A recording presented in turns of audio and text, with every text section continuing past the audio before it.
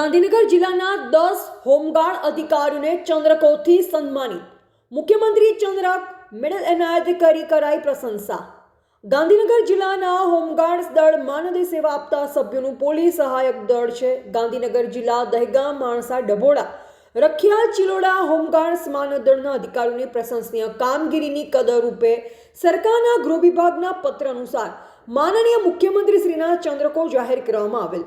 Commandant general Shri home guards Gujarat રાજ્ય અમદાવાદ 23 જાન્યુઆરી 2026ના ભાગરૂપે Ahmedabad parade ground ખાતે ડાયરેક્ટર સિવિલ ડિફેન્સ અને કમાન્ડન્ટ જનરલ શ્રી પિયુષભાઈ પટેલ આઈપીએસ દ્વારા મુખ્યમંત્રીના ચંદ્રકો એનાયત કરવામાં આવેલ, જેમાં ગાંધીનગર જિલ્લાના 10 જેટલા અધિકારીઓને મુખ્યમંત્રી ચંદ્રકો જાહેર કરાતા ગાંધીનગર જિલ્લા હોમગાર્ડ્સ કચેરીના અધિકારીગણ, સ્ટાફગણ, સબ ઇન્સ્ટ્રક્ટર, વિવિધ યુનિટોના અધિકારી તથા જિલ્લાના યુનિટોમાં આનંદ અને ખુશીની લહેર પ્રવર્તા જીવરાજ મહેતા ભવન કચેરી બ્લોક નંબર 1 જિલ્લા કમાન્ડન્ટ શ્રી વી.આર. પ્રજાપતિ સાહેબના હસ્તે 77વા રાષ્ટ્રીય પ્રજાસત્તાક દિન નિમિત્તે કાર્યક્રમ રાખવામાં આવેલ, જેમાં ગાંધીનગર જિલ્લાના 10 યુનિટોના અધિકારીઓને મુખ્યમંત્રી ચંદ્રક મેડલ આપી સન્માનિત કરાયા.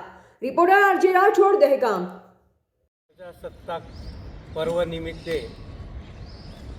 ગાંધીનગર જિલ્લાના તમામ યુનિટના અધિકારીશ્રીઓ, ગાંધીનગર શહેરના ઓફિસર કમાન્ડિંગ શ્રી તેમજ અધિકારીશ્રીઓ, હોમગાર્ડ જવાનો, ભાઈઓ, બહેનો તથા અમારા જિલ્લા કચેરીનો સ્ટાફ અને નિવૃત્ત અધિકારીઓ ઉપસ્થિત રહ્યા તે સર્વેને હું આવકારું છું.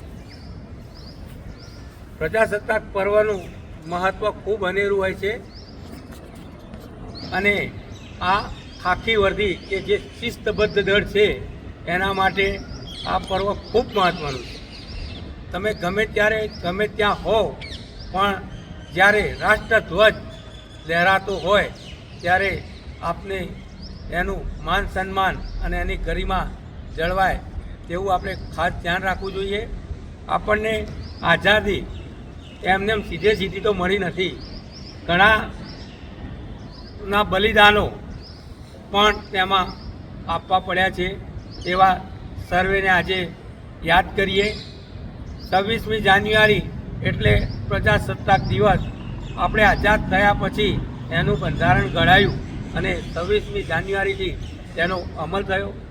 ગાંધીનગર જિલ્લામાં સર્વે હોમગાર્ડ, એનસીઓ અધિકારીઓ તથા તમામ જવાનોને ખાસ